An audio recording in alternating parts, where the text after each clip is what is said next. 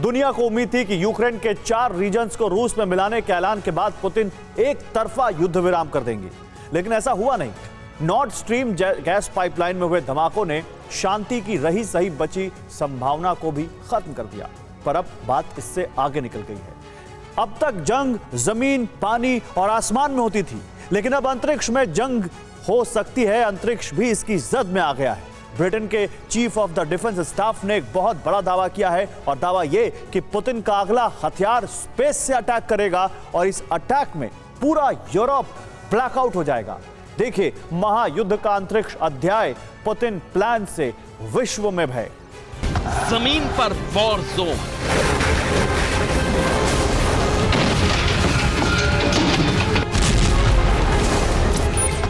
हवा में war zone,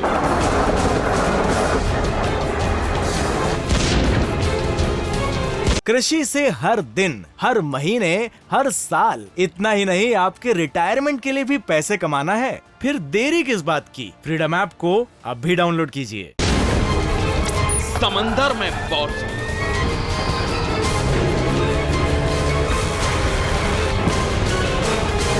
और अब अंतरिक्ष में भी वॉर जोन।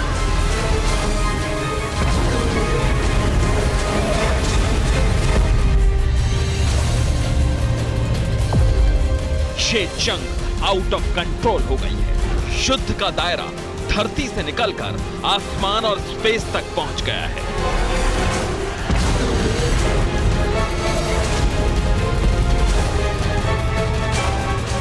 यह खबर चौंकाने वाली है। ब्रिटेन के सेना के सबसे बड़े कमांडर ने दावा किया है कि पुतिन के टारगेट पर अब नेक्स्ट होंगे अंतरिक्ष में घूमते अमेरिका और यूरोप के सैटेलाइट्स। ब्रिटेन के सेना प्रमुख ने ऐसा बयान क्यों दिया? उन्हें ऐसा क्यों लगता है? उन्हें ऐसे कौन से इनपुट मिले हैं? अब ये जान लीजिए। ब्रिटेन के chief of defence staff sir Tony Radakin ने अपने दावे में 4 बातें कही हैं। पहली, पुतिन अंतरिक्ष में जीपीएस और कम्युनिकेशन सैटेलाइट को निशाना बना सकते हैं। दूसरी, ऐसा करके पुतिन यूरोप में ब्लैकआउट करवा सकते हैं। तीसरी, पश्चिम में अगला बड़ा हमला रूसी एंटी सैटेलाइट मिसाइल से हो सकता है। और चौथी, पश्चिमी देशों और नाटो को अब स्पेस वॉर के लिए तैयार रहना चाहिए।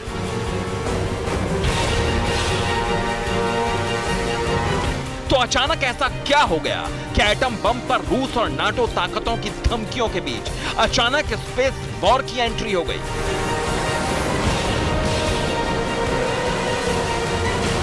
जवाब रूस से जर्मनी के बीच समंदर की गहराई में बिछी नॉर्ड स्ट्रीम गैस पाइपलाइन में एक के बाद एक 4 धमाकों में छिपा है।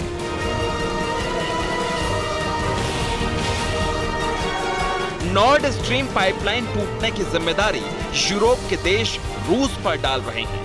पुतिन ने कहा कि ऐसा करके अमेरिका ने रूस के इकोनॉमिक कनेक्शन को काटने की कोशिश की है, यानी रूस को पूरी तरह अलग थलग करने की कोशिश हुई है। दुनिया के सबसे बड़े गैस सप्लायर रूस का यूरोप से गैस कनेक्शन कटने से पुतिन तिलमिलाए हुए हैं। इसलिए ब्रिटेन के चीफ ऑफ आर्मी स्टाफ यानी सेना प्रमुख सर टोनी रडाकिन को लगता है कि अब पुतिन ऐसा दांव चलने वाले हैं जिससे पश्चिमी देशों का हर तरह का डिजिटल कम्युनिकेशन ही कट जाएगा।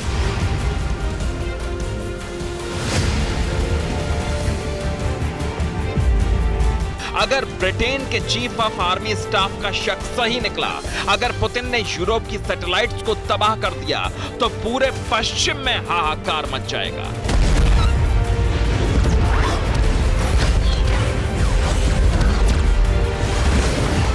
इंटरनेट बंद हो जाएगा, डिजिटल नेविगेशन और जीपीएस सर्विस बंद हो जाएगी, युद्ध की सैटेलाइट सर्विलांस बंद हो जाएगी, अमेरिका, तुर्की और जर्मनी के ड्रोन बेकार हो जाएंगे और पूरे यूरोप का डिजिटल बैंकिंग सिस्टम क्रैश कर जाएगा।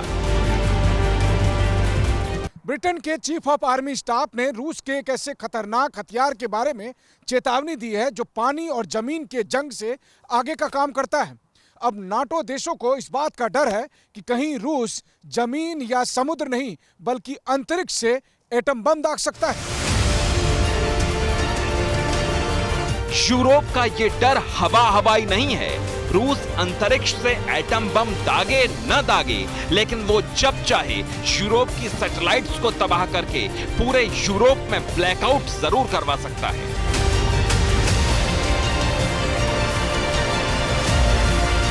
रूस ने पिछले साल दुनिया को अपनी इस ताकत का सबूत दिया था। रूस ने 2021 में एंटी सैटेलाइट मिसाइल दागकर अपने ही एक डेड सैटेलाइट के 1500 टुकड़े कर दिए थे।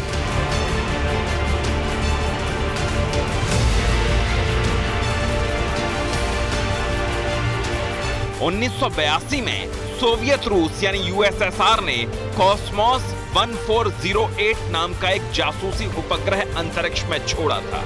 स्पेस में जाने के 2 साल बाद कॉस्मोस 1408 खराब हो गया, लेकिन तब से यह बेकार रूसी सैटेलाइट अपने ऑर्बिट में लगातार घूम रही थी। नवंबर 2021 में रूस ने एक एंटी सैटेलाइट मिसाइल लॉन्च करके अपनी सैटेलाइट के अंतरिक्ष में 1500 से ज्यादा टुकड़े कर दिए।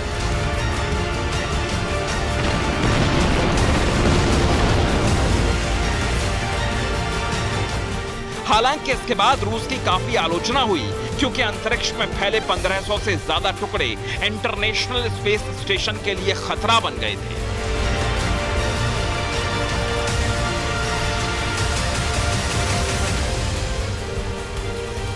पिछले साल जब रूस ने अपने ही सैटेलाइट को मिसाइल दागकर तबाह किया था, इसके बाद इस सैटेलाइट के 1500 से भी ज्यादा टुकड़े हर 96 मिनट में इंटरनेशनल स्पेस स्टेशन के नजदीक से 17,000 मील प्रति घंटे की रफ्तार से गुजर रहे थे।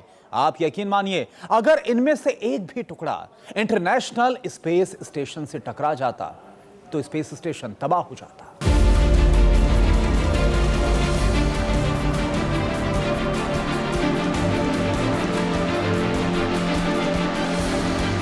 वैसे तो इंटरनेशनल स्पेस स्टेशन यानी आईएसएस में रूस की भी बड़ी हिस्सेदारी है। इस प्रोजेक्ट में अमेरिका और रूस सबसे बड़े पार्टनर हैं। अमेरिका की जिम्मेदारी वहां जाने वाले अंतरिक्ष यात्रियों को लाइफ सपोर्ट देना है।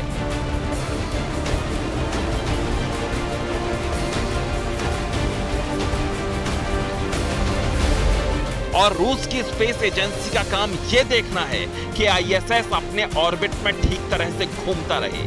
1998 में इंटरनेशनल स्पेस स्टेशन को रूसी रॉकेट से ही लॉन्च किया गया था।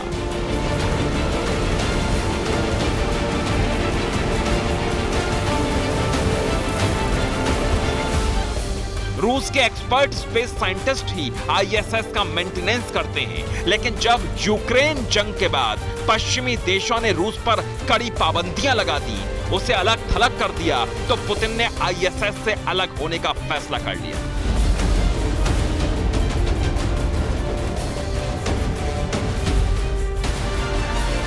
तो 2024 के बाद रूस आईएसएस से अलग हो जाएगा। रूसी अंतरिक्ष एजेंसी रोसकोस्मोस तब तक अपना खुद का स्पेस स्टेशन बनाने में जुटी है।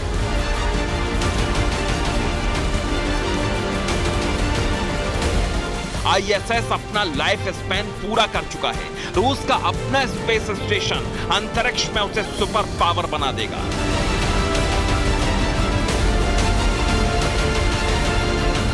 इसमें कोई शक नहीं, आने वाले समय में जो रूस है वो कहीं ना कहीं स्पेस के अंदर भी हमला कर सकता है। और जो स्पेस में वो टारगेट करेगा, एक तो जो सैटेलाइट हैं, जो कि जीपीएस सैटेलाइट हैं, कम्युनिकेशन सैटेलाइट हैं, उनको एक प्रकार से वो अटैक करके उनको जैम कर देगा या उनको नाकाम कर देगा। ऐसा नहीं है कि रूस ही अकेला एक ऐसा देश है जो मिसाइल दागकर सैटेलाइट तबाह कर सकता है। अमेरिका, चीन, इंडिया, ये सब देश ऐसा परीक्षण कर चुके हैं, लेकिन पिछले साल रूस ने अपनी ही सैटेलाइट को मिसाइल दागकर तबाह किया था। लेकिन जरूरी नहीं कि हर बार रूस की एंटी सैटेलाइट मिसाइल का निशाना उसकी ही बेकार कोई सैटेलाइट हो। स्पेस के लिए अब तक कोई विकसित कानूनी फ्रेमवर्क नहीं है, लेकिन अमेरिका के स्पेस में परमाणु हथियारों के परीक्षण की खबर आई तो 1967 में एक आउट स्पेस ट्रीटी हुई थी।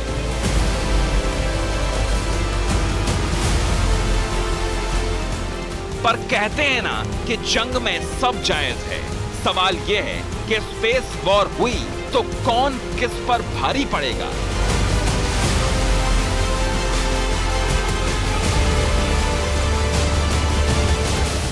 स्पेस को अगर आप देखें तो दो चीज़ों में रूस ने काफ़ी तरक्की की है। एक तो स्पेस के अंदर जो की है और एक हाइपरसोनिक मिसाइल। ये सच्चाई है कि रूस किसी हद तक जा सकता है और वो स्पेस के अंदर जो सैटेलाइट कम्युनिकेशन वाली हैं या जो GPS है उनको बर्बाद कर सकता है।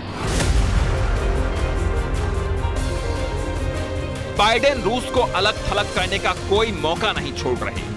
रूस इस वक्त दुनिया में सबसे ज्यादा प्रतिबंध झेलने वाला देश बन गया है। रूस पर अमेरिका और नाटो देशों ने 3000 से ज्यादा बैन लगाए हुए हैं। पुतिन भी एक झटके में पूरे यूरोप का कनेक्शन काट सकते हैं, इसलिए ब्रिटेन के चीफ ऑफ आर्मी स्टाफ का डर जायज है।